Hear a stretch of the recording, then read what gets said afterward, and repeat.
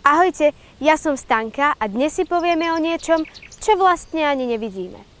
Skleníkové plyny tvoria menej ako 1 promile atmosféry. Táto 1/1000 však výrazne zabraňuje úniku tepla zo Zeme.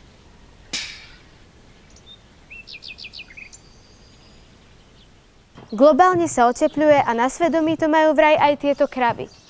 Vedci tvrdia, že metán, ktorý produkujú pri trávení, má horšie dôsledky ako oxid uhličitý z komínov fabrík a elektrární. Lepšie to nie je ani s ich výkalmi. Sú dobrým hnojivom, ale môžu spôsobiť aj škody.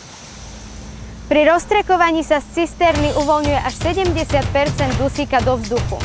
Uniknuté plyny z hnojovice potom spôsobujú kyslé dažde.